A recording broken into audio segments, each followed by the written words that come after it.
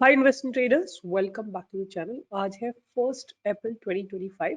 आज से नया फाइनेंशियल ईयर शुरू हो चुका है। आज मेरे हिसाब से तो एक बहुत इंपॉर्टेंट दिन है उन लोगों के लिए जो कि अपनी नई शुरुआत करना चाहते हैं फाइनेंशियल मार्केट में। बट अनफॉर्चुनेटली मार्केट जो है वो बहुत बुरी स्पेस पे खड़ा हुआ है। आज अगर आप निफ्टी को देखते हैं तो निफ्टी ने बहुत दिनों का एक कंसोलिडेशन जोन था, उसको इसने ब्रेक डाउन किया है और अपने पास सपोर्ट्स को भी इसने ब्रेक डाउन किया और एक बहुत खराब क्लोजिंग दी है। मतलब 350 पॉइंट्स का गिरावट के बाद 23,165 के आसपास इसने क्लोजिंग दी है। अब जो एक बहुत स्ट्रॉन्ग सपोर्ट दिखाई देता है मुझे निफ्टी का, वो दिखाई देता है 23,000 के आसपास, right, which is an organic number.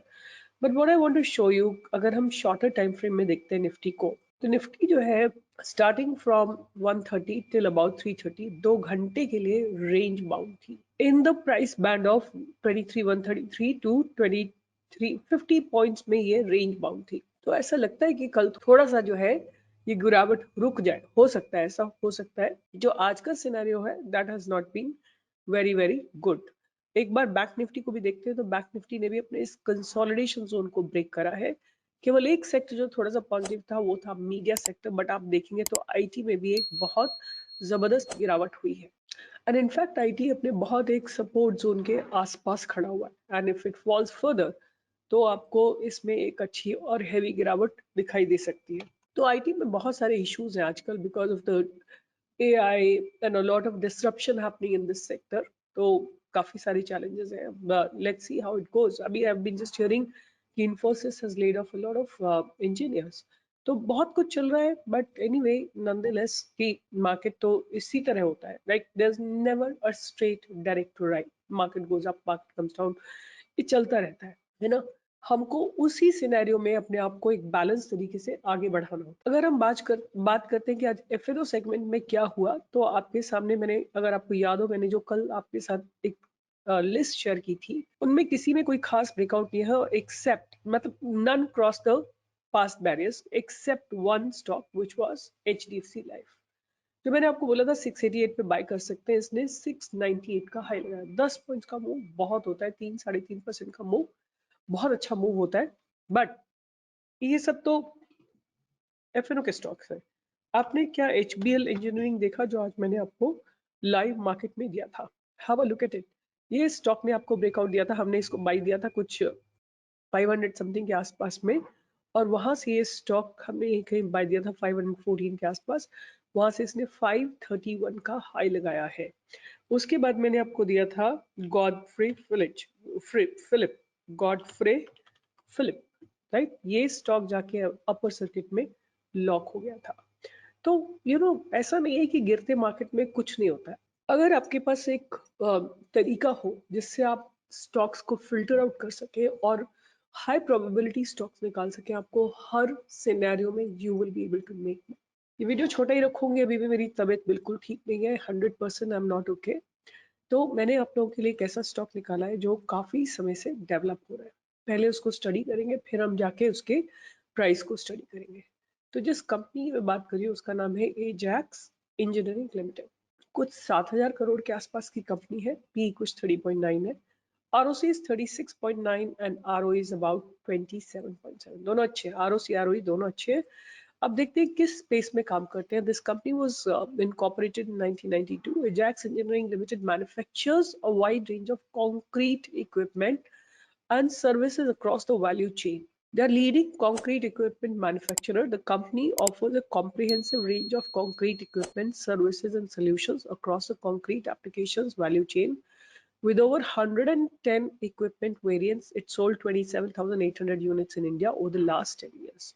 तो इनके की प्रोडक्ट्स की बात करें तो बहुत सारे हैं, आप देख लीजिएगा, मुझे तो नाम भी नहीं पता है, but self loading concrete mixtures, batching plants, transit mixtures, boom pumps, concrete pumps, self propelled boom pumps, etcetera etcetera.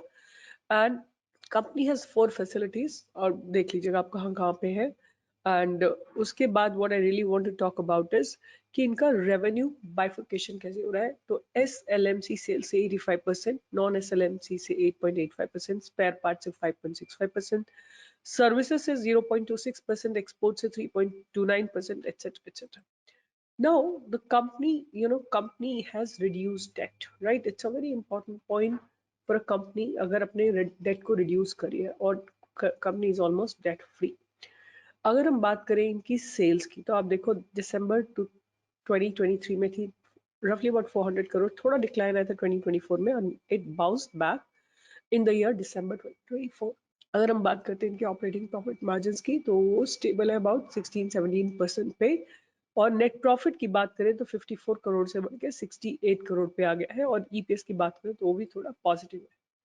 अगर हम ईयर ऑन ईयर सेल्स की बात करते हैं तो लास्ट 4 सालों में, मतलब मार्च 2020 से लेकर मार्च 2024 तक इन्होंने अपनी सेल्स को डबल किया है। सेल्स को डबल किया है और अपने प्रॉफिट को भी डबल किया, ऑपरेटिंग प्रॉफिट्स को, और ऑपरेटिंग प्रॉफिट मार्जिन का उनका ऑलमोस्ट स्टेबल है। और अगर हम बात करें नेट प्रॉफिट की तो 100 करोड़ से बढ़ा के इन्होंने 225 करोड़ पे लाया, which is more than double. और इन्होंने मार्च 2024 में एक डिसेंट डिविडेंड पे आउट भी दिया है, और ईपीएस की बात करें तो ईपीएस इनका पॉजिटिव है। अगर बात करते हैं इनके रिजल्ट्स की तो रिजल्ट्स लगातार ग्रो कर रहे हैं, और डेट बहुत मिनिमल डेट्स है, बहुत बहुत मिनिमल डेट्स है। They are generating cash from operating activity, और आप देख सकते हैं there is continuously increase in the profits. और अगर बात करते हैं नेट कैश फ्लो की तो इनके पास पॉजिटिव नेट कैश फ्लो भी है। डेटर डेज की बात करें तो बहुत नॉमिनल से 18 दिन है, और अगर हम आरओसी की बात करें तो 28 से बढ़ के आप 37% पे आ गए।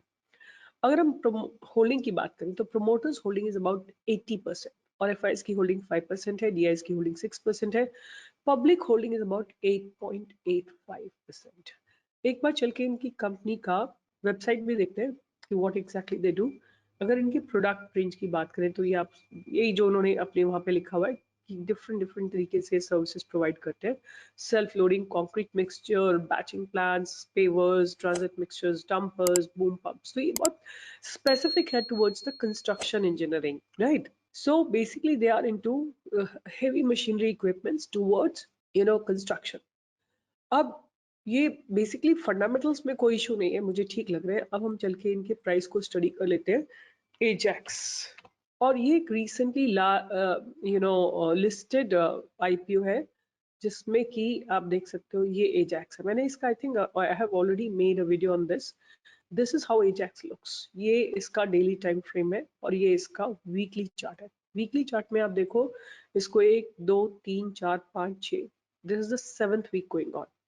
फर्स्ट वीक की जो कैंडल है, rest of the candles except leaving this candle on the 17th March, rest all the candles are inside candles।